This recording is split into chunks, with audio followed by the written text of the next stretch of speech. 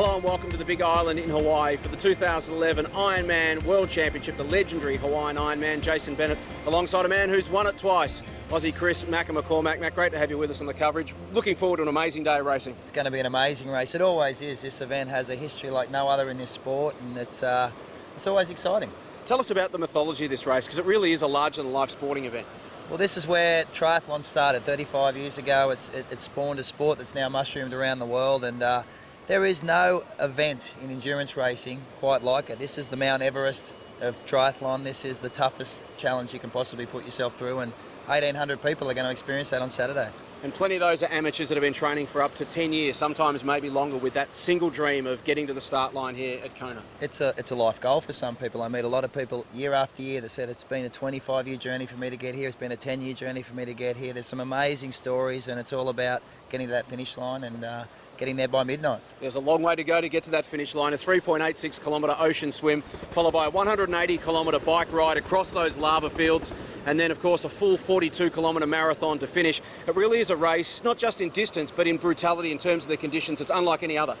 The race is brutal mentally, it's brutal physically. The climatic conditions are hot, humid and windy. It's a tough day at the office, but that's what draws people back here year after year, is the challenge. I think Ironman racing around the world is growing, and this is the top of the tree. It's a legendary course. Let's go and take a look now with Chris McCormack at some of the keys to the Kona course. Here we are at Kailua Pier, the famous Digby Beach. This is where 1,750 people will start their race. A lot of nervous energy, race morning, the apprehension's building up, and a lot of people make the error of not setting themselves up well in the water. Try and find yourself and position yourself around good swimmers, set up your day, get out of here quick into the open water to get back to the pier and set up your bike ride with a quick transition. The bike ride's 180 kilometres, 90k out of town, 90k back, and this is what you come out to, classic Hawaii. Heat, humidity, barrenness, lava rock. It doesn't get more raw than this. This is hell on earth. It's windy, it's horrible, and for the runners, this is where the game starts for them. The cyclists need to get their gaps. In cycling, they say never attack into a headwind. But if you want to beat Mirinda Carfree, Craig Alexander, the best runners in this field, they need to make their move out here. They need to use the headwinds, use these conditions to their advantage, and set their race up. Weaken the legs before we hit the marathon. And then you start the run. You head up, out of town, through the lava fields to this point on the course, the Energy Lab. It's a 3-mile sadistic killer section of the race. It comes at the critical point of 30 kilometres. It's down and up. This is the point in the race where the winners ask themselves, am I prepared to put it all on the line and take this title? Or am I coming back next year? This is where it all happens. The famous Palani Hill, unquestionably the most pivotal point of this race, and I'll tell you why. You hit this spot twice in the event. Once at 16 kilometres, and it's an ascent, and once later at 40 kilometres. You can feel fantastic running out of town, but as you go up, this will tell you whether you're in this event or not. I've been the guy who's led this event and been walking up this hill. Felt fantastic out of town, come up, walking, game over. And on the way home, for the people who are looking at winning this race, history shows whoever crests this hill first, the run into town with 2 kilometres left to go, will win this race. This race is such a complex jigsaw puzzle. There's so many different elements, so many moving parts to master. Here's Macca with his keys to success. Out of all the factors you have to manage here in Kona, the most critical one is nutrition and hydration. You can get your preparation perfect, you can have trained all year, you can have planned, but if you mess that up here on race day, it is game over. Everybody comes here with Kona with an eating plan, everybody comes here with a hydration plan, and it's how you get that food in over the duration of the race that will affect whether you're running this event for the win or you're walking out there in the lava fields. To give you some idea of the type of quantity of food these guys are taking in, and girls, it's equivalent of about 1.5 litres of fluid every single hour. They're taking in about 600 or 700 calories, which is about 2 Big Macs an hour for up to 17 hours. That's the type of fuel you need to meet the finish line. Ask anybody who's raced here in Kona, and the first thing they're going to tell you about is the heat, the brutality of it, the humidity, how it feels like it's sticking to you. And every single athlete has to deal with that on 2 levels. There's the mental side. You're out there, you're suffering, it's too hot, I can't deal with this. How you get through that in your own head will determine your outcome. And then there's the physical side, the losing of fluids, the keeping the body cool, the putting ice, we're using sponges. Those sort of things will determine whether you have that ability to continue pushing or whether you have to break down, stop and cool yourself down. And that is a fundamental part of success here in Kona. Athletes are creatures of habit, and Kona is set up to break all those habits. You come to this island, this tiny little town of Kona, and this is it in triathlon. You know, you have to deal with the people, you have to deal with the press, and as a pro in the past, a guy who raced here, I had to hide. You have to save that energy. You know, you walk out on the streets here, there's 1,750 athletes who have read about you in the magazines that want your time, and that time is energy taxing. And how the athletes during the week handle that can determine whether they get on the start line full of energy, vibrant, or they're a little bit fatigued, and that is a big part of this puzzle of getting it right. This race is not just a physical test, it's a tactical one as well, and anybody who's won here has had to make that decision out there when to pull the trigger. It's about taking a chance, it's about trusting your instincts, it's about looking at the athletes around you and saying, is it my time to go? Do I have the courage now to commit to my run for the title? And that is what will separate the winner from the second or third place guy. You know, we've raced all around the world, we've raced each other in Europe, we've raced each other in Asia, but this isn't Europe and this isn't Asia, this is Kona. And to win here, we've seen the stories, we've seen the horror stories, you have to be prepared to be one of those statistics. So much goes into winning this race, Macca. It's not just about turning up on the start line. These guys have been preparing from the moment they finished last year to get themselves right for this year. And they've been racing all year, but no race matters like Kona. The guys who crossed the line last year, they were second, third, fourth or fifth, and they started their planning for this event from that day on. They've put their structures in place, they've done their training loads, and they've arrived here today, and they're ready to rock. And it's going to be very, very interesting to see what unfolds, how they've done that, whether they'll handle the heat, which is the critical part of this event. It's a jigsaw puzzle, isn't it? It took you many years of just learning little bits and pieces and putting the building blocks together until you finally unlock that code. And once you get that, you stick onto that and you hold it. It took me, 5 years to finally win here. Every year I walked away and said, I need to adjust that, I need to change that. So that's why you look at the guys who have been successful here. They have that formula and they know what they've got to do to win it. Fascinating races on both the men's and the women's side. We'll take a look at the leading contenders for the 2011 Ironman World Championship when our Aussies Abroad special continues.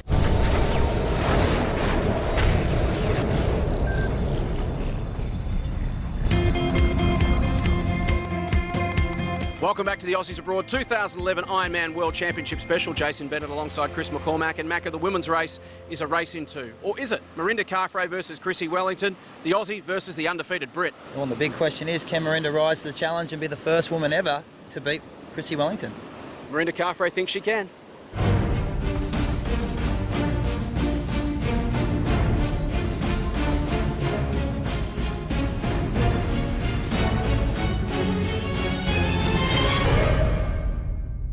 There has been a lot of talk about the battle between Chrissie and I, and we didn't get to race last year, unfortunately, because she was sick, but she's going to be there all guns blazing. I mean, you know, I know it hurt her to have to sit and watch me or someone else take the title. I mean, that's her race. She's won it 3 years in a row, and I went out there and had a fantastic day, and you know, wasn't too much slower than her fastest time on this course too. So definitely, I think, you know, she's keen to get out there and show who's boss, and I'm keen to get out there and show her that, you know, wait a minute, you know, I deserve this crown too.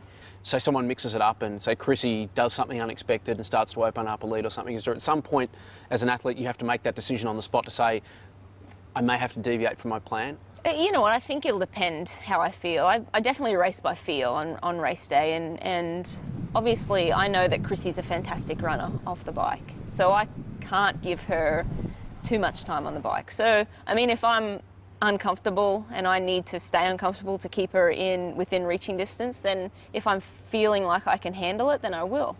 And that's a risk that I might take, and it might backfire at the end of the day, but you never know until you actually give it a crack. Do you feel like you're a better athlete now than you were 12 months ago, having had that extra experience of racing here last year and also just the last 12 months of dealing with what you've dealt with as your career sort of progressed?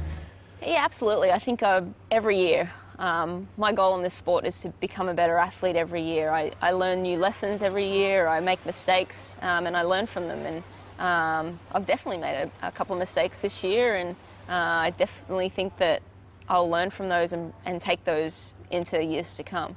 But I mean, am I a better athlete than last year? Yeah, I would say that I am. Are you as hungry? Yeah, I mean, it's not about, for me, it's not about just winning. It's about how fast am I capable of going on this course. How fast can I go over the course of an Ironman race and out here? So while I won last year, that was amazing, and I want to win more titles hopefully in my career. But at the end of the day, I just want to look back and say I found my limit, and that was what I could do as a professional triathlete. So if you did faster than you did last year, but say finish second or third, you'd be content? Yes, absolutely. I think for me it's about improving every year and building up the blocks every year. I mean, I'm 30 years old. I've got, 10 years if I want to keep racing in the sport. And if I can keep improving every year, then I won last year. So if I can keep improving on that, and the sport's going to improve, women are going to get faster and faster, then I can hopefully stay on top and keep living this amazing life for many years to come. Thanks for your time. Good luck. Thank you very much. On the men's side, the two-time champion, Craig Alexander, back here hungrier than ever. Can he get it done for a third time? Look, there's no reason why. He's definitely got all the tools to do it. I think I was clearly the fourth best here today, so I think I got what I deserved. When you sat down and did your post-mortem after last year, you're obviously disappointed with the result. How long did it take you before you could assess it objectively and sort of put the disappointment behind you? And then what did you learn out of it? Well, I still can't assess it objectively, to be honest. I was never disappointed with the performance. I was disappointed with the result. I think when you win a race, and particularly a world championship, and you become world champion, you never own the title, you're just a custodian of it, but it becomes very comfortable. And I'd had it for 2 years, and I had to pass the baton on to someone else, so to speak, and yeah, it hurt. I mean, I remember when we spoke last year, the emotion's still very raw, I'd say for a good 2 months. But what I learned from it was that even when a preparation is faultless, you may not win. I think going in last year as the two-time defending champion, certainly I was public enemy number one, and this is the kind of race where I think you need to have a great day to win, not just a good day or a very good day. You need to have a great day, and I think I had a very good day. Did you have any sense that you became too predictable? That has been said, and I think that's a valid point. It's easy in hindsight to look back and say, yeah, well, maybe I should have done this. I was very predictable. People knew what my game plan was going to be and they were ready for it. But that game plan had brought me a lot of success for 10 years, so I didn't see there was any need really to overhaul things. You're always tweaking things and trying to find those little, the one percenters, as the football coach will call it, just the attention to the finer details which can result in, I guess, performance benefits. But sometimes you're forced to find more than that 0.5% or 1%. What would it mean to you to win this year? I think, it's a tough question to answer, but it would be extremely gratifying to win. I think to win something once is amazing, a high caliber race. To repeat and to defend is amazing, but to do it and be consistent, I think that shows, for me, consistency is the mark of a great athlete. To consistently bring your best and your highest level when people are expecting you to do that, to consistently be one of the guys to beat when everyone's looking at you as the guy to beat. It's a hard thing to do and it's a hard thing to achieve. To win this year would be very, very satisfying. What are, say, the 3 keys to success here at Kona? Physical preparation, a mental willingness to go to a place you know you're going to have to go in the race, and I think a self-belief, not an arrogance, a humility. I once read somewhere, someone had said, the island doesn't know names and it doesn't play favourites, and that's true. But I think you need to have respect for the distance and the conditions, the utmost respect for your competition, but a real innate self-belief that you can get the job done. Thanks for your time. Good luck. Yeah, thank you. So Craig Alexander, he's here, he's hungry, he's ready to go. Can he turn 2 championships into 3? Well, if anyone can, he can. He's proven he can win here. He's tough as nails. He's the best runner, I still believe, in the field. And, just looking at the form guide this year, he's ticked all the right boxes. He's come here looking noticeably leaner. Is that a conscious thing, do you think, on his behalf, and will it make a difference? Well, I think in years past, Crowe, he raced a certain tactic, he raced a certain way, and we showed last year that you can get over the top of that. He's a fast learner. He's gone away this year. He's fixed up that bike problem. He rode phenomenally well at his World Championships in Vegas, which he won. He looks a lot stronger on the bike. He's on new equipment, and he's going to be hard-pressed to beat. It's one of the great truisms in sport, isn't it, that you learn more from losses than you do from wins. He would have learnt more from his 2010 experience than he would have of 08 and 09 combined. Oh, he's one of the proudest champions that ever came here, and I think it was tough for him last year, and he walked away. He's, like I said, a very, very fast learner, a tough athlete, and he won't make those mistakes again. If the guys try and implement the same strategy as we used last year, they're going to be left exposed. Expecting him to be more aggressive, more reactive this year? Much more aggressive, much more. He's been quite vocal. This may be his last time here, and he's won 2 titles. And when you've got that in the bank, you're more prepared to pull the trigger, more prepared to take those chances. And he knows. The other guys don't. There's no one else in the field who's won here. He knows he can do it. Who are the 1 or 2 others that he's going to be keeping a square eye on? Look, this year it's all Europe, really. You've got Andreas Raelert. He broke the world record this year, the fastest man ever to over this Ironman distance. He take Crowe out. He beat Crowe last year, so he thinks he knows he can do it. He's one to watch. And the unsung hero is Marino Voenacker. He was 3rd here last year. No one's mentioned him. It was talking about me and Andreas last year. He's hungry. He went a 7:45, the 2nd fastest time in history. And I saw him earlier in the week. He's very, very confident. There's so many variables, as we've discussed in this race. Moki can come from anywhere, but it seems less likely on the women's side. All the talk, all the focus has been Marinda versus Chrissy. Chrissy's never been beaten ever in any Ironman. How can Marinda do it? She has to stay close. You know, Chrissy Wellington's strength is her ability to do the 3 disciplines very, very well. She's one of the first few girls out of the water. That's a weakness for Marinda. She's very, very powerful on the bike, and Marinda's strength is this run. So she needs to stay as close as she can on that bike, keep that deficit down, because if it comes down to her, Marinda can get this girl, and I can't wait to see it, because after watching Marinda race this year, that bike ride of hers is strong. So Marinda said that she's going to be conscious, obviously, of where Chrissy is, and there might be a point, as you said, where she's going to have to pull the trigger and take a risk. And she'll do that. She drew a lot of confidence out of last year's win. I think she's very happy being the Kona champion. She's proud of that title, and you don't want to give that up to anybody. And you know, I think she's very, very confident. I've seen her around town. She looks relaxed, and as I said, her racing season this year has shown she's ticked all the right boxes. Well, it's race time. The 2011 Ironman World Championship. Sit back and enjoy it right here on ESPN. No, they won't. And here we are, race morning, always very bright, a lot of excitement. First order of business for the athletes going in and getting their body marked. And here we see race number 1, Craig Alexander, coming back, looking for some redemption from last year. Coming with great form, he won the Marines Ironman World Championship 70.3 recently. Eneko Llanos from Spain. He's also a competitor that does very well in the heat. Renard Tissing from South Africa, 5th place in 2010. Also a competitor on top form. Timo Brauk, 6th place in 2010, comes in as the European champion and also the winner of Lanzarote earlier on in the year. And on the women's side, here she is, Chrissy Wellington, our 3-time Ironman world champion. In a stunning turn of events, did not stop the race last year, leaving it open for Australia's Marinda Carfrae to take her first championship. This year, she wants to come and face Chrissy head-to-head and see if she can defend her title in a straight-up race.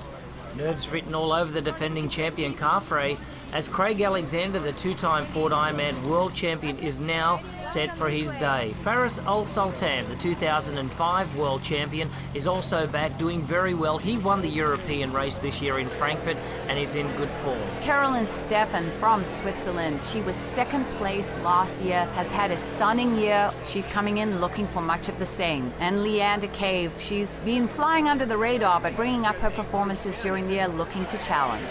And a couple of special guys racing this year, a little bit unusual. He might be not going as fast as he normally does. This is Vitor Meira from Brazil. He normally races in the IndyCar series, going around the track at about 200 miles an hour. Same with this guy, an Indianapolis 500 winner, Tony Kanaan of Brazil, has decided to tackle the Ironman. And in the transition area, the athletes getting ready to prep their bikes, pumping their tires, and here she is, 6-time Ironman champion. That was Natasha Bodman of Switzerland, wanting to come back and see what she still has left in the tank. And what a great story this lady is. Karen Thurig of Switzerland, a 2-time Olympic medalist and also a 2-time time trial world champion in cycling. But this woman here, Julie Dibbins, holds the key to the race. She's one of the greatest swimmers and bikers of Ironman triathlon, and she knows how to ride that bike. She certainly is, and she comes in, I think, running a little bit of an injury, but her along with this lady, Carolyn Steffen, I think are deciding that they are going to want to take the race by the horns and really blow it open with their cycling prowess. Another one of our woman age groupers there, just pumping up the tyres and getting ready for this. As the sun comes up over Mount Hualalai, this signals the start of the race. The athletes are now warming up and getting ready for their day in the 2011 Ford Ironman World Championship. As we see some of the athletes, the professionals, they have a slightly earlier start with the gun going off at 6:30 a.m. for them. They are entering the water. This is the first year that we have only approximately 80 professionals starting at the World Championship. All going through a ranking system that takes 12 months to get to this point. So we've got 50 men, we've got 30 women ready for their day here, competing for $580,000 US and $20,000 of Timex Ironman watch bonus premiums as well. Julie Dibbins just swinging the arms around, getting ready for her race. Maddie Reid represented the USA at the Beijing Olympics in 2008, but today steps up from the Olympic distance to the Ironman.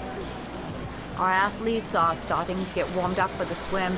The surf having come down somewhat over the past couple of days, but still pretty lumpy out there, and we're not expecting the smoothest of swim courses today. Just a little bit of that residual surf should really make this in favor of the strong swimmers. Paula, the swell right now is down. It's almost glassy out there. Chrissy Wellington had an accident just 2 weeks ago, and we can see the battle scars on her legs. She fell over after having a flat tyre on the front, and it's a big question mark as to what her form is today. The race is almost set. The athletes are ready now, 50 men, 30 women for their race. The professionals get a 30-minute head start, and we also have the water safety trying to keep them back and online. Today's race record is on the line. The conditions haven't been this good in years, Paula. We've got glassy conditions in the water, and then also over onto the bike ride. Light winds today is going to make for a fast bike. And there we go. We're off in the 2011 Ford Ironman World Championship. And Paula, you've been through this before. This is where the arms and the legs are flailing around. The washing machine is on the spin cycle. What's it like out there? You know, once the cannon goes off, it's on. You wait so long, you work so hard, months and months of training. You visualize what's going to be happening. You try and decide where is the best point to start at the swim. You don't want to get caught in a bad position. So this is everything, but I'll tell you what, as soon as that cannon goes off and your arms are going, all you can think about is, thank goodness it's starting. I'm going to see if everything that I've done over the past 6 months, past 12 months, everything I've thought about is going to come to fruition today. From the USA, Andy Potts is forming that arrowhead right at the beginning of the pack there. Pete Jacobs from Australia sitting right in behind Dr. Amanda Stevens in the women's professional race. She is the lead swimmer right now. Rachel Joyce is right there from Great Britain, as is Julie Dibbins. Yes, I think that these women are really looking to take it out and sit with some of the front men and create a gap. They want a gap, they need a gap. When they get out of the swim and onto the bike course, they want to see how much time they can put on the likes of Mirinda Carfrae and Chrissy Wellington. They know that this is their strength in the race, and they know that every second counts. Some of the saltiest water on Earth, also some of the deepest water. The top point in the world is right here at Mauna Kea, standing at 13,769 feet. But that doesn't mean anything to Andy Potts, because he's got one thing on his mind right now, and that is separation. He wants to get out onto the bike ride with a lead, and halfway into this swim leg, he is doing exactly what he set out for. Andy Potts is the most versatile athlete, I think, in the field today, racing all the way from Olympic distance through the 70.3 all the way up to Ironman. He is, at this moment in time, the top U.S. male athlete, I would have to say. He has raced at the World Championship just a few weeks ago at the Ironman 70.3 distance, and he is showing that he comes from some short course pedigree. Look at the gap he has put on this World Championship field. A former training partner of Michael Phelps from the University of Michigan, Andy Potts rounds the 1.2 mile marker at about 150 yards clear of Pete Jacobs And then the players, Craig Alexander, he's in that lead group. Marino van Hoenacker, third last year. Also Reynard Tissik and Andy Raylert from Germany. All the pro leaders and favourites are right there. They certainly are. And, you know, to be honest, Greg, as they're in these swim groups, I think the main contenders, you know, thinking about the fact that it's probably 7 a.m. in the morning and they're not going to be finishing until well after lunchtime, I think the main contenders are content to be around one another, and they're not looking at Andy Potts as a serious threat, you know, for the whole day. So they're letting him have his moment up there in the swim, really pushing his strength and letting him have his moment at the front, getting some media, because I think they're pretty certain that once they get onto the bike course that they're going to be reeling him in. Beautiful shots, whether they're under the water in the crystal blue waters of the Pacific here in Hawaii. These islands are magic, and today the athletes will be out there to be their own magician and create their magic out onto the race course today. We can see the stand-up paddlers out there leading our athletes all the way back in to the King Kamehameha Kona Beach Hotel, which is the finish line on the Kailua Pier. Now we see Potts just extending his lead away from the group. Now it's out to about 2 minutes. It's absolutely incredible how much time he's put on to the professional field, and this is a wonderful view. You can see on the way out the age group Ironman World Championship is now underway, and you see the size of that field. There you have 1,800 athletes that got underway. As the professionals are on their way out, they are on their way out to the turnaround buoy.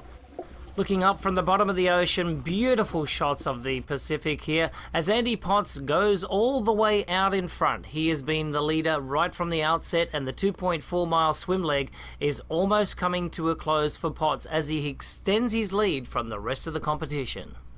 His lead is absolutely incredible. When you get a nice aerial shot here, you realize the kind of separation he has put on this world-class field. As we look at the age group as making their way out, look at this beautiful shot with the school of fish. Where else can you have a world championship and be basically swimming in an aquarium? It is magnificent. It's a 2-for-1, Paula. You get your free snorkel lessons and you get an Ironman triathlon at the same time. So 2.4 miles of swimming. Potts is trying to get under that 50-minute mark, but let's see if he can do it. He's got a huge lead on the rest of the competition right now as he dolphins his way back into the exit. The tier swim leg is now coming to a close. Potts needs to focus on his transition right now, and there he goes through the showers and off into transition. Well, just, I think, about a minute and a half behind him, here comes the rest of the professional field, or the first group. And I think as I look at this group, you see all the top contenders coming out. Craig Alexander is exiting the water. Marino van Hoenacker is in that group. Pete Jacobs is in that group. And talk about Pete Jacobs, a very good swimmer. But last year he just snuck inside of the top 10, said that he wants to come back and have a great race this year. He also set the fastest time on the run. Potts now makes a clean exit out of transition, wearing the stars and stripes today. The tier athlete there is running around, getting over to the mount line. He'll have to get across that red line and then jump on the bike, and now he is set for his 112 miles on the bike. The first 8 of those, very difficult, lots of very hard turns in the town of Kailua Kona. I know, but look at him go. Typical short course racer. Did you see that transition and the way he mounted his bike? Shoes are on his bike, just jumping on. Unbelievable. As we take a look here at Pete Jacobs from Australia. This young man is a great swimmer. Used to be known for his swimming biking ability, but in the last 2 years has certainly brought up his game in running, having had the fastest marathon last year. And a lot of the favourites coming in there. We saw a shot of Luke McKenzie, also Craig Alexander from Australia, the 2-time champion. Now Craig has really lifted his game on the swim leg here, but he needs to make up ground or stay in touch on the bike today. That has been his nemesis over the last few years, not being able to have that strong bike. Marino van Hoenacker, 3rd place in 2010 going out. The 2005 champion and the European champion Faris Al Sultan leaves. So at the end of the swim stage, the very first discipline, Potts from the USA, Jacobs Australia, Matty Reid from the USA, Marco Albert and Dirk Bockel. Well, here come our women out of the swim, and I think it is Dr. Amanda Stevens from the U.S. leading the women out of the water with Julie Deebens right on her tail. These women have had a very good swim, some fast times, and they know they need to get out onto this bike course as soon as they can. And there goes Julie Deebens right in the middle of some of the top male athletes in the world. This is absolutely incredible. As she's heading out, I think she is going to press her advantage as fast and as hard as she can, because goodness knows she needs as much of a lead as she can get. Potts at 2 miles onto the bike up Makala Road. He's going to make that right-hand turn onto Queen Ka'umanu Highway and come on down through town as we look at aerial shots of the 2011 Ford Ironman World Championship. 1,850 bikes are lining themselves on the pier and awaiting their captains. They are going to steer the ships all the way through the 112-mile bike ride, but absolutely gorgeous shots. We have perfect weather today. We absolutely have perfect weather. A little bit choppy there on the swim, but I've got to say that there is almost no wind out on the highway, which is highly unusual and certainly different from the week preceding, where it has been incredibly windy. As we see Reynard Tising from South Africa, one of the top contenders. And in the women's field, there goes Rachel Joyce from Great Britain. The women from Great Britain really are turning into such a force in Ironman triathlon. As we see Leander Cave, also of Great Britain. Boy, these women are really stepping up their game. The swim stage for women, the first discipline down, Amanda Stevens, Julie Dibbins, Lucy Zelenkova from the Czech Republic, Leander Cave and Rachel Joyce together.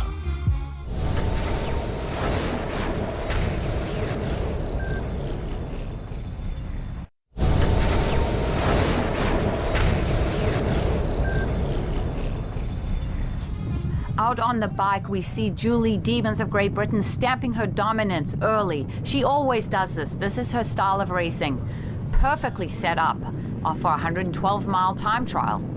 It can be said for Craig Alexander. Alexander is now on his new ride as well and looking very strong. Kelly Williamson coming in out of the swim right now. She's had a great swim for her. She did very well in Texas this year in the Ironman and looks almost certain to have another great result here. The freshwater showers will be a welcome relief from the 79-degree water temperature and very salty. A good opportunity to just freshen up before the bike. In comes Caroline Steffen, also from Switzerland, and Australia's Marinda Carfrey, the defending world champion, carrying her sunglasses in her mouth. Well, that's perfectly okay. I think both these women heading out onto the bike course are probably looking around and noticing the bike of Chrissy Wellington still racked in transition areas, something I'm sure they were not expecting to see. Potts attacking the downhill of Palani Road, turning left on Kuakini Highway there. This is the 4 mile out and back section. 4 miles out uphill and then 4 miles back downhill. Then they will attack the steepest hill of the course. And here she comes, the 3-time Ford Ironman world champion, Chrissy Wellington, with a 101 swim today, Paula. That is very uncharacteristic. Well, I think we're starting to see a few effects from that crash 2 weeks ago. A 101 swim, certainly not what she would expect. At least 6 minutes slower than she was last year. So some of the slower pro swimmers just coming out of the water right now and heading for the showers as well.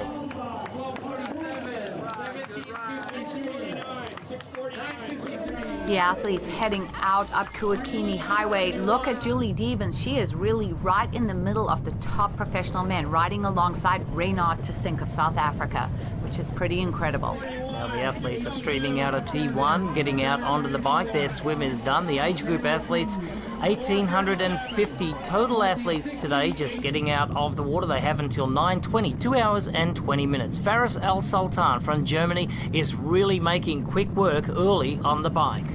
Faris is well known for his cycling prowess, so I'm sure he's going to want to push the pace. He doesn't want to sit around too long and let the runners really settle in and latch on to them. I think he wants to blow it apart, as does this woman. There goes Julie Dibbins. Boy, she is just setting the pace for the women. A turnaround section there on the Kuakini Highway. In town, the athletes want to make quick work of this early part. It is a very difficult section, as we see now Andy Potts just getting out onto the Queen Ka'umanu Highway. Interesting to see that he has no eyewear out, and he's going to have to, squint and protect himself from that sun today. Very, very harsh. Well, here we see Chrissy Wellington, very uncharacteristic position for her, usually much closer out of the swim. So coming off a somewhat lesser swim for her, but I think that's her injury. We'll see what she can do over the rest of the course. Andreas Raylert went 7:41 earlier in the year and holds one of the fastest times in Ironman history. Now today, he wants to win this race and said it would be a dream come true. Now it's up to you, Andy. You are on the Queen K Highway. And as expected on the bike course, America's Chris Lieto, the uber cyclist. Everybody looks to him to set the pace on this bike leg in Hawaii. Beautiful shots across the lava field. It's heating up out there. We get temperatures of about 130 degrees on the road today. It's only going to be 88 degrees on the outside, but temperatures will certainly move up during the middle of the morning. Humidity is also creeping up as well, but it is calm. Hardly any wind today is going to help these cyclists with a very fast time. Marino van Hoornakker from Belgium is a fantastic athlete. He holds the fastest Ironman time in the world at 7 hours and 43 minutes. Today he finds himself at the lead of the group. Andreas Raelert, riding on his bike there, is sitting in second place. He is doing a great job of it. Now we've got Potts to be caught by all the rest of the group. So Potts' lead has now shrunk to 5 seconds. Well, this is a very interesting scenario. You see almost the top 30 men there crowding towards the front, and now it becomes a game of tactics. The strong cyclists have to make the decision right now how they're going to play this. Are they going to break this race apart? As you see Chris Lieto having a few words there with America's TJ Tollefson, also a fantastic cyclist. I think they were probably exchanging some words saying, let's go, let's not let these athletes sit around and turn this into a tactical race. Let's see what there is. What do you have in your legs? Let's blow it apart. Interesting choice of wheels today for Lieto, going for a shallow wheel on the front and a deep dish wheel on the back. Disc wheels are not allowed on these courses because of the heavy wind. Craig Alexander from Australia is not known for riding in the lead group here in Kona, but today he needs to ride in that group if he stands a chance of taking his third title. TJ Tollefson of Des Moines, Iowa now passes Marino van Hoornakker, and a quick hello and a quick goodbye. Very interesting equipment there by TJ, always on the cutting edge of his equipment, always a slightly different setup. Did you see his helmet? He kind of looks like he should be at the skateboard park wearing that one, to be honest with you. The skateboard park or the ice hockey rink playing for the Anaheim Angels or Ducks or whatever they call themselves. So there we go. Andy Potts is just playing with the field right now. The athletes have to sit 10 metres back and they have 25 seconds to pass another athlete. Here we go on the women's side of things. Mary Beth Ellis from the United States is having a great year. She did 3 Ironman races this year, 3 wins. And here she is, her teammate from Team TBB, Carolyn Steffen. Everyone looking to her again to be up front and keep the pressure on the bike. She had a wonderful marathon, but she needs to be out in front if she has a shot of winning. Leander Cave, training out of Tucson, Arizona, went down there for one reason, for the heat. She wanted to train in the heat to come here and to be ready. Now she sits right in the middle there, just riding up the Queen K Highway toward the Waikoloa village. This typically, Paula, is the windiest section of the course. After they hit Kauai High, this section right here is heading up to Harvey Town, a little artist colony that's sitting at about 650 feet only. This is known for heavy headwinds, but today, beautiful conditions. As Cave now gets out of the saddle, stretching and pushing that pace as she passes Mary Beth Ellis. As we see Leander, she actually went to Tucson, Arizona to train in the heat, but she did go up to high altitude as well. She took a stint up in Flagstaff, Arizona for quite a stretch of time to see if that would help her performance. Andy Potts just still toying there with the men's field. This is a very interesting and dynamic race right now. A lot of the athletes interacting, trying to encourage one another to keep the pressure on. TJ just really gunning it there, wants to get this front men's pack broken up as much as possible. Either broken up or pushing the pace. Lieto doesn't want anything of what Potts is doing right now. Andy Potts seems to be showing a sense of urgency, going forward, dropping back, going forward, and then dropping back again. So Potts has seemed to be in a sort of a rhythm that's not really normal. Chris Lieto has a few words with Potts and says, come on mate, we're going to have to push it. We want to get the speed up and take the sting right out of those runners' legs. Yeah, you can see this. You have to think in the long term that this is not going to serve any of these athletes very well with these intense accelerations in the middle of a 112-mile time trial where steady effort really is what you're looking for and pays off and doesn't take too much out of your legs. These big surges by some of these top male athletes, I have to think are going to come back and haunt them later in the day.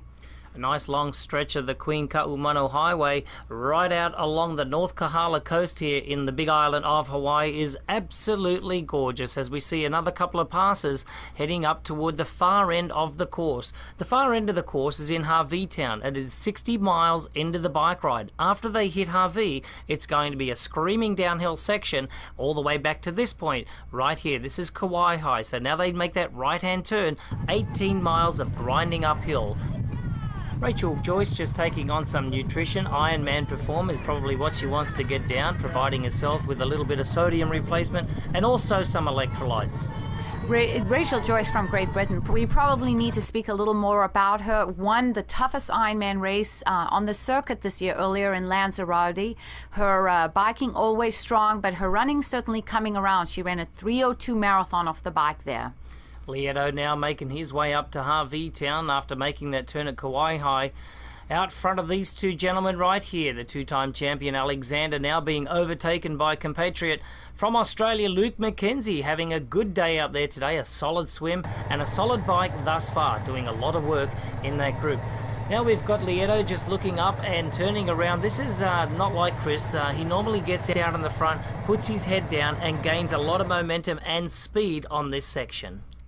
Meanwhile, setting a very consistent time trial pace and doesn't seem to be having to worry about interaction is Julie Deebens. She is continuing to put immense amount of time on the women's field. Exactly there, Paula. McKenzie now just in that beautiful time trial position. He's got that chin almost down there. He's in a very good position, very aero. You can see that he's not losing too much, friction to the road there, not wobbling as much as a lot of the other guys, but this is just a little bit windier section than what they've been experiencing today. The winds are so low that I think that we might be looking at records on the bike. And here we see Chrissy Wellington out of the saddle. She is continuing to lose time with Julie Deebens. It's very unusual. You have to wonder what might be going through her head, because every split that she's going to be seeing off that leaderboard is showing her falling further and further behind the athletes up front. Heather Wurtell from Canada has won 2 Ironman races earlier this year, a tremendous athlete, a tremendous cyclist. I think this would be a very good pairing, and I think that she is going to be very surprised to see herself riding alongside or with Chrissy Wellington, the 3-time world champion. This is not a position that I think Heather has ever found herself in. But look at Chrissy, you know what? She's got that never say die attitude, and she's going to keep that pressure on. The defending champion Carfrey is not known for her scintillating bike times, but today she finds herself in a very different territory. That's in front of Wellington. I'd really like to know what she's thinking. Yes, this I think is what everybody's been waiting for. There's no way that Carfrey would have expected to be out of the swim ahead of Wellington, so this is definitely new territory. But not new territory for Julie Deebens. This is how she races every race she is in. She takes it right from the gun, in the swim, on the bike, always trying to get the biggest lead possible, and boy is she getting a lead.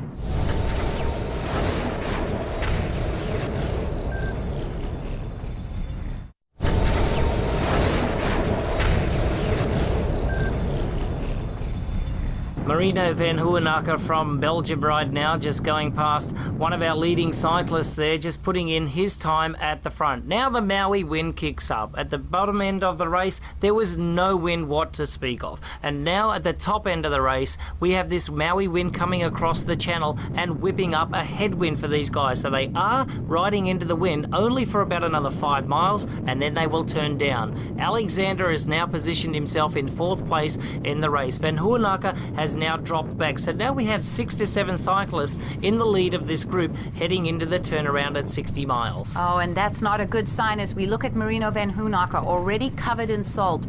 The biggest change in the weather over the last 48 hours has been the temperature and the humidity. So I think this heat, as I look at him, is starting to creep up. That is an awful lot of salt for an athlete that hasn't even made the turnaround of the bike, because the wind may have picked up, but the heat today is definitely way up there.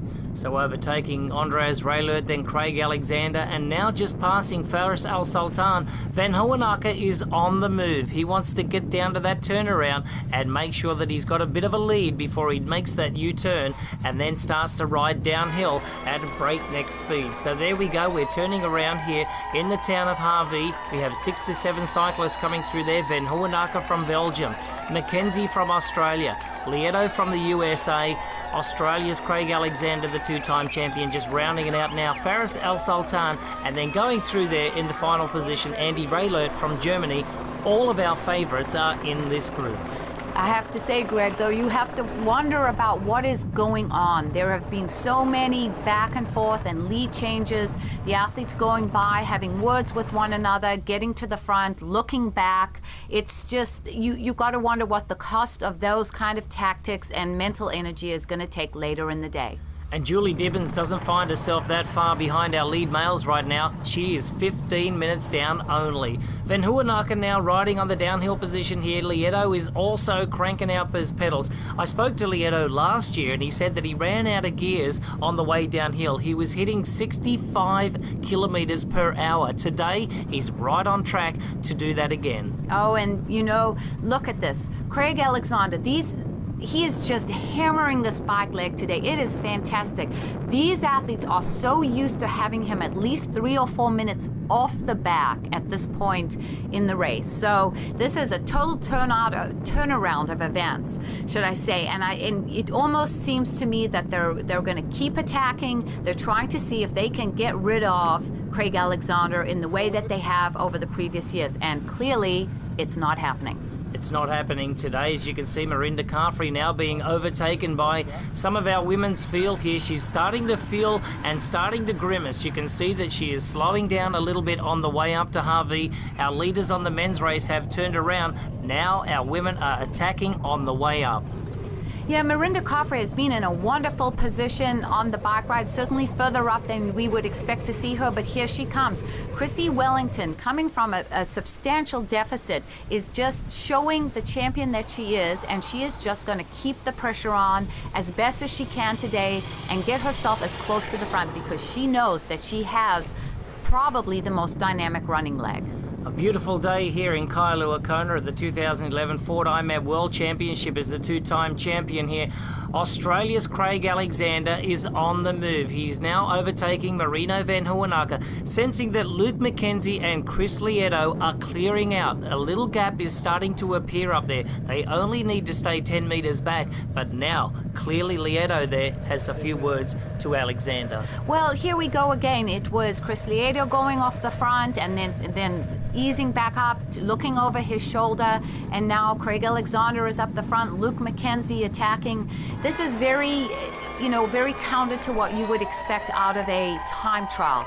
As we see Caroline Steffen from Switzerland making the turnaround now in second place in the women's division, doing much what she did last year, trying to put as much time into the good women runners behind her. As Rachel Joyce, representing Team Abu Dhabi, she's coming up showing her great strength on the bike. And her and Leander Cave just sort of seem to be joined at the hip today. These two women from Great Britain seem to be pacing off one another, doing a wonderful job. I think they've decided that they want to put as much of a gap and try and see what kind of breakthrough performance they can have out here today. And they're certainly having that right now as Lieto goes past Van Hohenacker. We've had a lot of changes today, lead changes for second, all the way through 8th place. Raylert's been in there. This is McKenzie being overtaken by Lieto.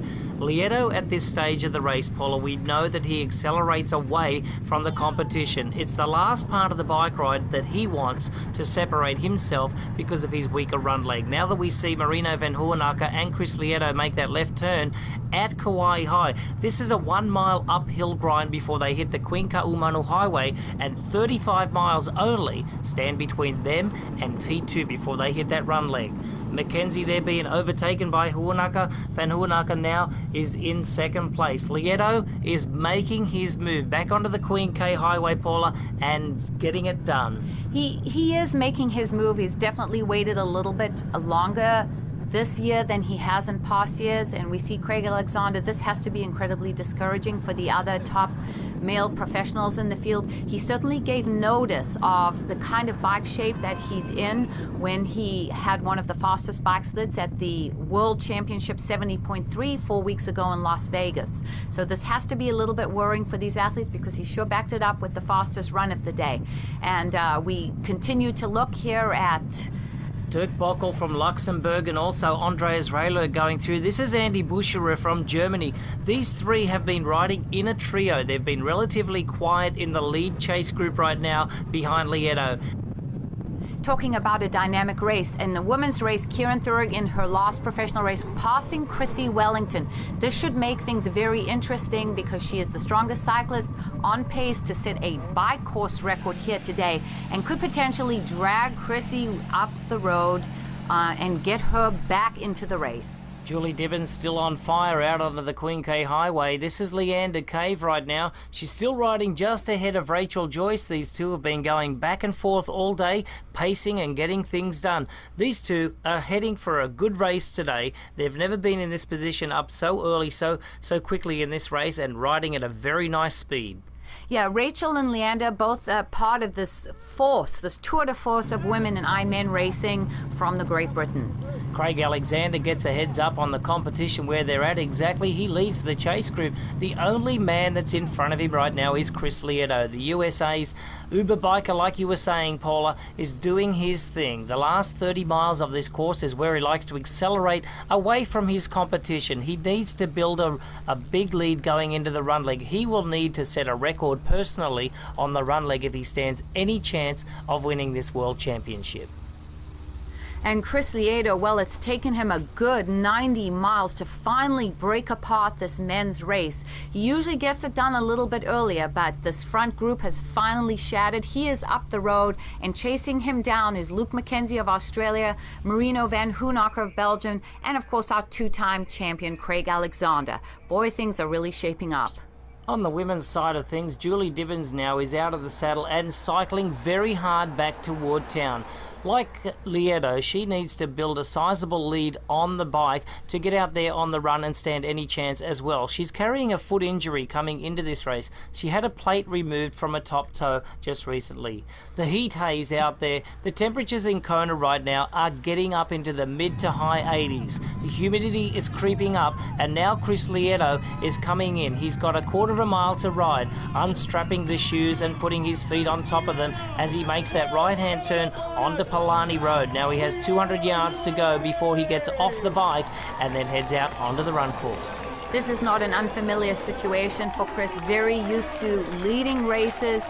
His strategy, his MO as a professional triathlete: swim hard, bike like crazy, and see if you can hold on for the run. As you look at him looking a little bit stiff, I think he's paying the price for a very inconsistent and erratic way that he rode this time trial. Dibbins now finding herself 15 miles from town in the lead. She is riding on record pace as well. She needs to have that consistent run today, but I'm sure that she's not thinking about the run at this stage, nor is this girl here. As she goes by the airport with 6 miles to ride, Caroline Steffen is in a great position. She's in second place and doing well. Third and fourth place at the moment is Leander Cave and Rachel Joyce, both representing Great Britain, both riding alongside of each other all day long. They have been shadowing each other from the swim all the way into the bike ride, and I wouldn't mind betting it'll be the run too. Luke McKenzie of Australia, what a breakthrough this has been. This is really turning his year around, has suffered from an injury, so has got to be thrilled to see himself up with the top contenders. As we see Marino van Hoenacker just covered in salt coming through, heading out onto the run leg. There is Chris Lieto managing to put 4 minutes into that chase group of 3. Now we'll see what Lieto's got left in his tank. He needs to get out there and just find a consistent pace.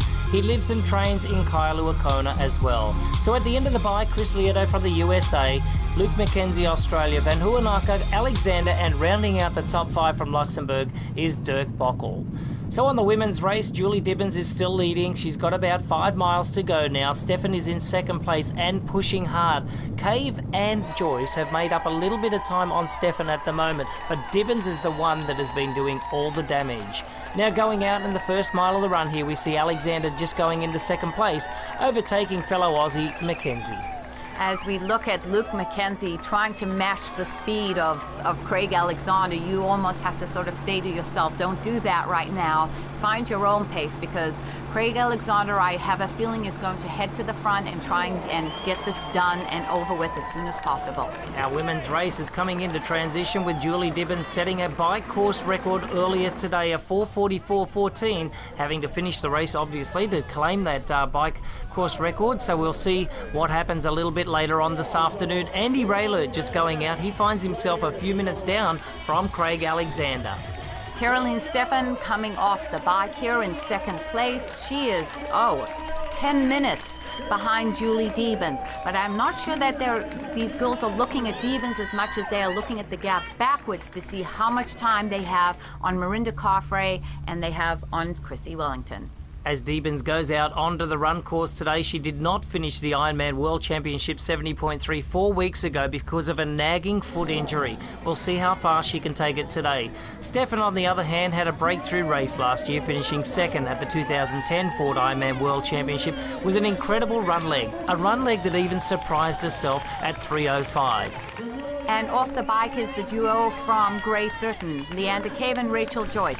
Leander Cave, always a factor, but never has managed to pull it all the way through the marathon. Has been strong early in part of the leg, but always fades toward the end.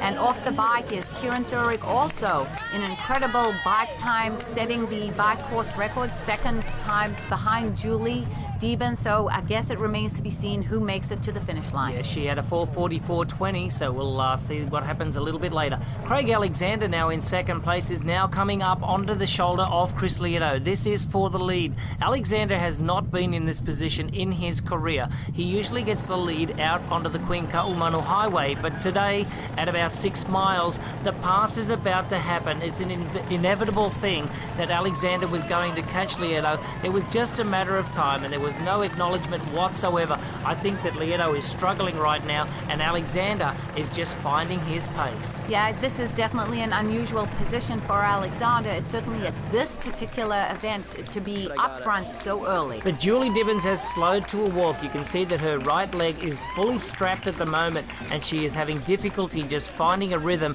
and getting up on the toes like she normally runs. And here we see Andy Raylett. Boy, has he hit this run course. He took off 3 minutes down from Luke Mackenzie and Craig Alexander. And once again, he finds himself a little off the lead, and the pressure is on him early, as I think he would like to see himself up at the front of the race earlier than he did last year, where he struggled almost till the end of the marathon to catch up to Chris McCormack. He picked off 30 seconds a mile on Mackenzie and 5 seconds a mile on Craig Alexander through the first 6 miles. But Lieto now is slowing down. He is clearly struggling and he's grimacing.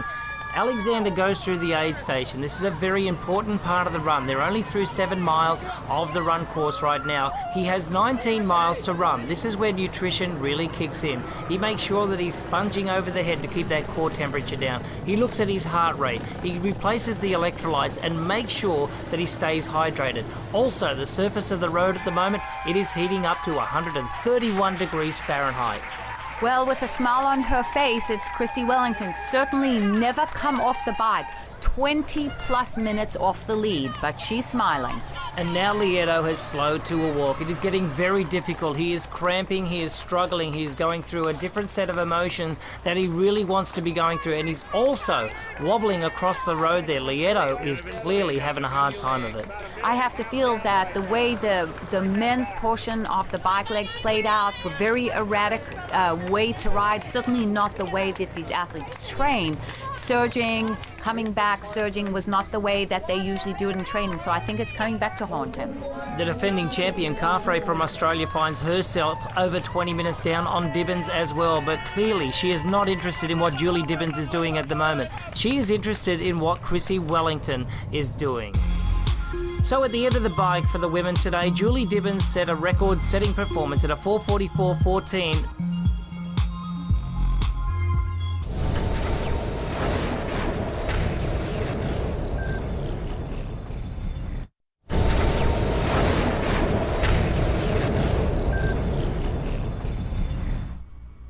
Andreas Raelert is now continuing his forge toward the front of the race as he goes up Hualalai Road. He is now 10 miles into the run course. 16 miles to go, and he's been clicking off 5 seconds a mile on Alexander. And on to the women's race, Chrissy Wellington is showing why she is considered one of the fastest runners on the circuit.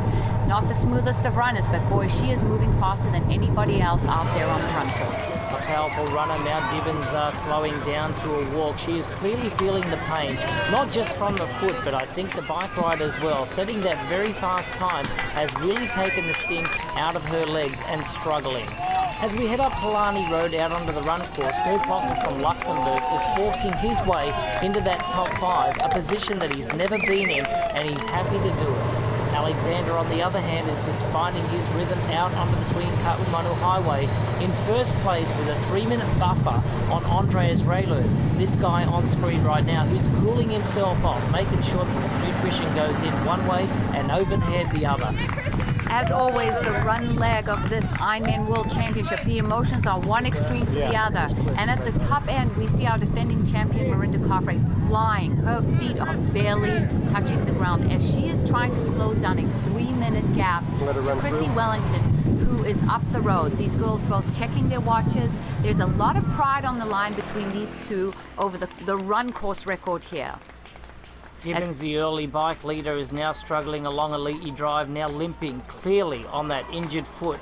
Now she's got something to think about, if she's going to go on or stop. This is really hurting the champion athlete. Caroline Steffen from Switzerland last year ran a 3:05, which surprised herself in the Rudd leg here to take second place, is now finding herself in the lead of this race. Rachel Joyce, on the other hand, is doing very well, putting herself down just behind Leander Cave. And now, here she comes, Paula. Chrissy Wellington is moving up to the front as expected. She is absolutely flying through this marathon. Leander Cave, once again, trying to show that she can be consistent through the full distance. And now Pete Jacobs from Australia in the top 10 last year, finding himself in the top 3. Coming up on Andreas Raelert, who's just in front of him as they enter the Energy Lab. Dirk Bockel holding down 4th place, running a very consistent race. Rachel Joyce coming up that Palani Hill. A lot of spectators. A tough point in this marathon to be walking, but you see she's walking with some level of commitment. Sometimes as an athlete, you just got to get it together. This guy's got it together, that is clear. The 2-time Ironman world champion is now out in front. He has a 3-minute lead over his closest competition. One is a German, another an Australian. He might be worried about the Australian right now because last year Pete Jacobs ran a 2:41.05 compared to Craig Alexander's 2:41 high, so he knows the pressure is now coming from a fellow Aussie. Well, it's an interesting position for him to be in as he is being chased by these two amazing runners as Andy Raelert and Pete Jacobs make their way into the Energy Lab, a very lonely and very stark place. On this course, no spectators, nothing. No one is allowed into this area of the course, so it'll be interesting for Craig to get a look at his competitors. Chrissy Wellington now has her focus on what's ahead. Caroline Steffen is the leader of the race at the moment, and Chrissy Wellington is lurking like a shark. She is on the big island of Hawaii, and it's very powerful at the moment, and she's working her magic.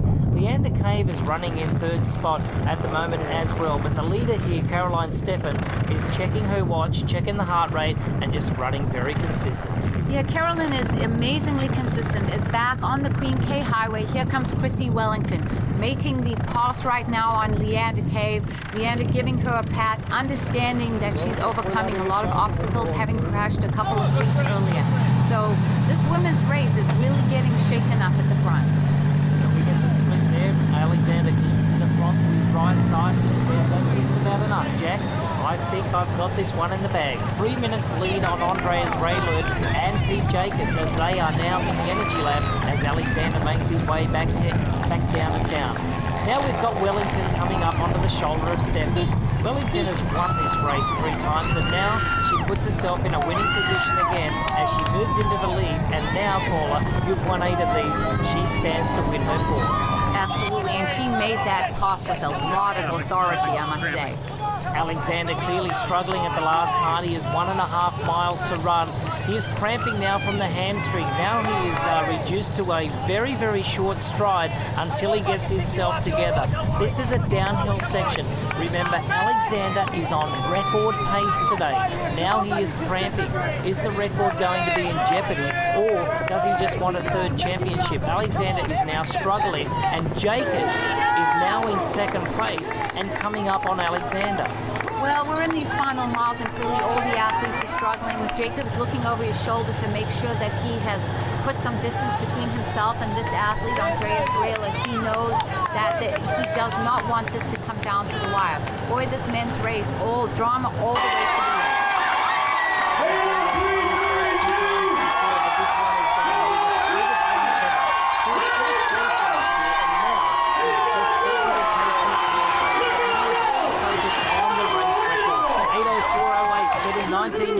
By Luc Van Lierde from Belgium, and now Alexander. The clock is ticking right down. He's in a full-on sprint at the moment, giving it everything and realizing that he's done enough. The 2011 Ford Ironman World Champion with a time of 8:03.56 and cramping very, very hard. Alexander's family now, Nerida and Lucy and Austin, are joining him at the line. Chrissy Wellington here, Paula, is looking very good. She's looking good, but she's definitely struggling. Chrissy's head is moving, but the thing that's interesting about her, when you look at her running versus Mirinda Coffrey, Mirinda on her toes, but these girls are moving almost at the same speed. Mirinda just started to slightly chip away at that. And Jacobs did enough to shake Andreas Rehler from Germany, finishing in second place. He cannot believe that an Aussie double today. 1-2 finish for Australia. Craig Alexander first. Keith Jacobs from Sydney, Australia, second. Rounding out the top three. The second place last year, Andreas Rehler from Germany, happy with his race. He got knocked in the head today. He had blood coming out of the eye after the swim, and now very gallantly.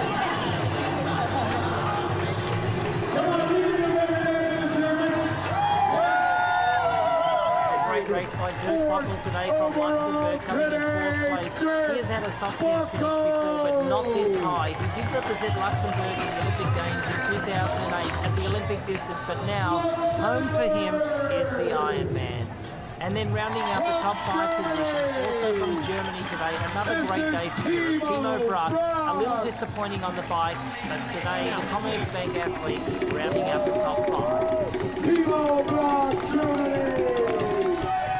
And on to the women's race. Coming into town, Mirinda Coffrey chipping away at Chrissy Wellington's lead, but she is digging deep.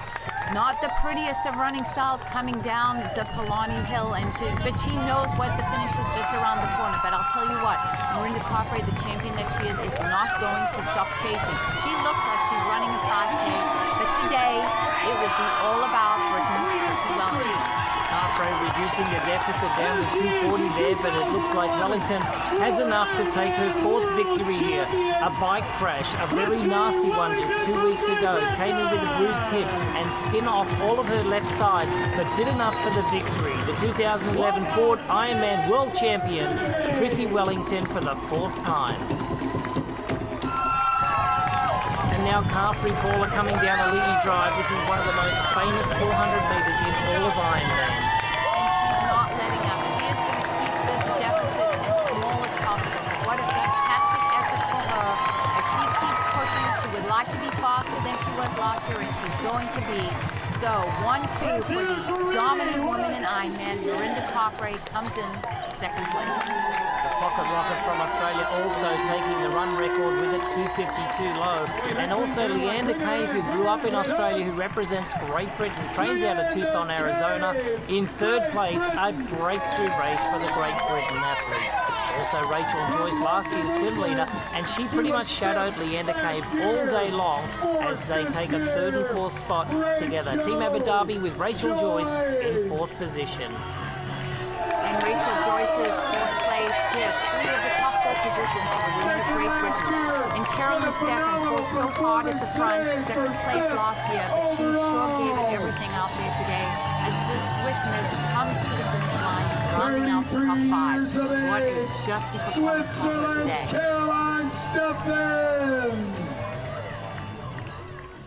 The age group athletes have until 5:30 to complete their 112 miles of the bike, and then they have to rack their bikes and get out onto the 26.2-mile marathon run. So final standings in the men's today, good enough for an overall course record. Craig Alexander in first, Pete Jacobs also from Australia in second, Ray Lert from Germany, Bockel, and rounding out the top 5, Timo Bruck from Germany. Our women, what a great race from Wellington, picking up her 4th race overall. Marinda Carfrey in second, Leander Cave, Rachel Joyce, and rounding out the top 5 from Switzerland, Caroline Steffen. For Paul and Yubi Fraser, I am Greg Welch.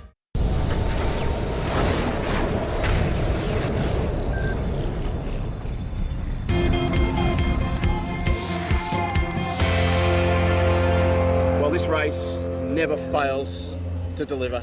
That was incredible, Macca. One of the greatest races I've ever seen, and wasn't it a great day for the Aussies? In the men, we are 1 and 2. Crowe's showing his absolute sheer dominance at this event. I think his best ever performance in his career, and to see young Pete, the next wave of Australian, come through and do what he did, inspiring to see. Let's start with Crowe, an incredible performance. We spoke in the pre-race, and he spoke in the pre-race about how he's going to be aggressive, he was going to be reactive. When Chris Leota was trying to get off the front on the bike, Crowe wasn't going to be left behind this year. And he rode a 4:21, a bike, you know, the fifth or sixth fastest bike time in the history of this race, and then delivered with a 2:50 marathon and a course record. An unbelievable day for Craig Alexander. One of the toughest men to ever race this sport, and he showed that today. He towed up the world record holder, the second best guy in the world, and just showed his absolute domination at this race. Right at the closing stage of the race, when he looked to have it won, suddenly the cramp set in. He had to stop a couple of times. Tell us what that's like when you stop. How hard is it to get going again? Well, it just shows you how tough this race is, because he's leading this event. He had it in the bag, and a mile from home, his body started shutting down, and it's never over until you finish at the pier. And he had to walk a few times, and he was fortunate enough that he'd opened up enough of a gap to get him home. But this race is brutal, and even the best suffer. And Crowe marched through and pulled it off. It's all happening here. Yeah, we've got people flopping through everywhere. I guess that's Ironman finishes. They can't control their legs, but it's amazing to be here. He's just gone and spent 9 hours on the road. I'm not going to complain. Yeah, exactly. An emotional win for Crowe too. He was very, very emotional after the finish, probably uncharacteristically so, which shows just how much this race meant to him. Well, he said all year after last year, I said you're not going to be able to fool him twice, and he's really focused on this event. He said he wanted to win here one more time, and for all of us who love this sport, this might be the last time we ever see Craig Alexander in Kona. It's a great way to go out, a course record, and you can see that in his last quarter mile. He was really emotional. His family was there to meet him at the finish, and we haven't seen him yet. It was a tough day. He's in the medical tent, and but I can tell he was proud, and it does. This event moves you. A glorious day for Craig Alexander. Chris and Andy and Marino raised the bar last year, and I think it was very rewarding to come back and put in a performance like that, because I had to not reinvent myself, but I had to make improvements. We spoke before the race about being more aggressive, more reactive. In previous years, Chris Leoto's got off the front and skipped away. This year, a group of you, every time he seemed to attack, you guys went with him and hung in, and you had the ride of your life.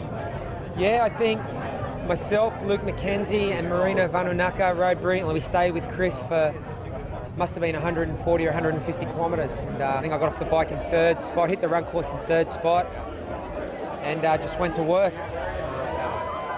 It wasn't easy though, Andy Rayler put a lot of pressure on me in the middle of that marathon, and I wasn't sure if the splits I was getting were accurate, but I was running at 2:35, 2:34 marathon pace, and he was taking 10 seconds a mile out of me. So I thought one of two things is going to happen here. He's going to blow up, or we're both going to blow up, or someone may hang on. And at that point you're all in. And I made the decision just to commit, take the risk, go out of my comfort zone, run a little quicker than perhaps I had planned. But that's the nature of racing. Sometimes the strategy goes out the window and it becomes a mental battle. I was cramping, so I had to shorten the stride length. I really felt the last 2 miles, the wheels just totally came off. And it wasn't even running, it was more surviving. I think the people around me were more worried than I was. People were screaming at me, and I could see the light at the end of the tunnel by that point, and a little bit of aggressive self-talk. and just changing the stride length up a bit, just sort of things you can bring into play that may help. Last couple of years we've spoken, you've said it's more about performance. You think you've got a really special one in you. It's not about whether you finish first, second or third, it's about pulling out that performance of a lifetime. Was today that performance? I think it may have been. It's the course record, and you think of the athletes who have raced here, to have done the fastest time in history is totally humbling. I can't believe it. Won't sink in, probably ever, but not just the time, just the way I felt to be in control like that all day, to be able to be proactive and make the decisions and dictate the race the way I did. It's a dream come true to race that way. And, I dreamt I could race like that. My other two victories were not like that. Particularly 09, that was more in the trenches, but it's such a satisfying win. But a man who was almost as happy was the guy who finished second, Pete Jacobs, another Aussie. A golden day for the Aussies, 1-2. You spent a lot of time out on the course following Pete. When Ray Lurt went by him, did you think it was all over? I did, actually. Pete came out of the Energy Lab. He'd really made a concerted push to go for the win. He'd said all year that he came here to win, and he took on the biggest boys in the sport, Craig Alexander and Andreas Raelert, and with about 4 miles to go, he started to fall apart, and Raelert caught him, and a lot of us thought it was game over, but he pulled himself together. I yelled and screamed at him for a while out there, and I don't know where he found that courage, but it was inspiring, and a true professional performance by Pete. He stepped up and definitely our big hopeful of the future. Well, your yelling and screaming had quite an impact on Pete Jacobs. Macca, your support on the run, there were times when I just couldn't do anything else, but when I passed him again for the second time, that really helped. You yelling at me to give it everything. Just do it. Stay with him. Stay with him. Pick it up now. Go with him. It just goes to show that I love the heat here. It works for me, and I'll keep coming back, and hopefully I will win it. It's good signs for him, isn't it, Mac? 8:09, I think the 4th fastest time in the history of this race, and he's still saying he's got improvement. Huge potential for you, Pete. I'm so proud of you. I'm so proud of you. Well done today. Yeah, mate. Thanks very much. One other Aussie finishing in the top 10 today in the men's race. Luke McKenzie finished 9th, and he was wrapped as well. To finish top 10, he'd be very happy with that. Indeed he was. I sat out last year, and I think I learned a lot from the dynamics of the race, and I thought, this is my opportunity to just lay it on the line and see what happens. And I blew up in the run, but I held in there for the top 10, and I'm so happy with that because, I know I could have produced that in the past year, and I've just fallen short, and to finally get across the line in the top 10, it really gives me confidence that one day I can contend to win this race. On the women's side, we thought it was going to be a race in two between Marinda Carfrae and Chrissy Wellington, but for much of the day, it didn't look like it was going to pan out that way. Well, Chrissy got out of the water, probably her worst swim ever in Ironman Hawaii, behind Marinda, and I actually thought Marinda had a measure, and she came through on the bike, set herself up, but Marinda showed a class on the marathon to finish the closest anyone has ever finished behind Chrissy Wellington. It was an amazing race amongst the women. And at some stages, Marinda and Chrissy were both more than 20 minutes off the race lead, yet somehow they just kept powering through, and they just carved their way through the field. It just shows how they are really a cut above the rest of this field. Oh, both of them. I thought at one stage there, I saw Chrissy as she entered the Energy Lab, she didn't look as good as she had in years past, and Marinda was absolutely tearing up this course, and I thought this is going to be very close, and those girls are a cut above the others. I think full credit to Stefan, who finished 3rd, and all the other girls, but it was really a 2-horse race today. Marinda was carving her way through the field at the end there, catching up ground on Chrissy Wellington, but in the end she just ran out of miles. She had nothing left when she crossed the line. I had my work cut out in the run, that's for sure, and I didn't feel that great, to be honest. In the start of the run, I was really struggling, and I thought this was going to be, a rough day, but we got out in the Queen K and just concentrated on getting to the next station, getting to the next mile marker, and just putting 1 mile after the other, and got to the finish line 2nd place, pretty happy with that. Once you see the split starting to come down on the run, does that give you that little bit extra spring in your step to know that the girls in front of you are hurting every bit as much as you are, if not more? It's typical of me. I always seem to do this. I swim and bike, slower than the other girls, and I have to run so hard every time. And so I'm just used to being in that position, and you can never count yourself out, absolutely ever. In an Ironman, you never know what could happen to the girls in the last 5K. Things start to, fall apart, absolutely. Cramping happens. You start seeing things. it's a rough part of the race, and I mean, you've just got to try and hold it together better than everybody else, and I was fortunate enough to be able to do that today. All in all, I think it was a pretty good performance, so yeah, I mean, I'll take second place. I'm getting closer to Chrissy anyway. And that's a very good point. No one's ever got this close to her before, so you must take some great confidence looking ahead to next year. Absolutely. I mean, I've said it before, I'm a student of the race. This is only my 4th Ironman ever, so I've got a lot more years to keep learning and hopefully catch up. Congratulations, we're really proud of you. Thanks, Jace. So another glorious year at Kona for the Aussies. Craig Alexander and Pete Jacobs are 1-2 in the men's. Marinda Carfrae, 2nd in the ladies. Another fantastic race, more great stories, and more already to look forward to for next year. Yeah, the Australians have really stamped their authority all over this event in the last 5 years, and it goes quick a year, and before we know it, we'll be back here in 2012. A wonderful year this year, and it was great to be here and part of it. And thanks for having me on the show with you guys. How itchy are your feet right now? Oh, geez, it was tough to watch, but when you see a performances like Craig's today, I think you sometimes thank yourself for hanging up the boots. That was an amazing day and just great to witness. On behalf of Chris McCormack, the 2-time World Ironman Championship winner, congratulations to Craig Alexander, to Pete Jacobs, to Luke McKenzie, to Marinda Carfrae, and indeed to all the Aussies that finished. Thanks very much for your company. We'll catch you next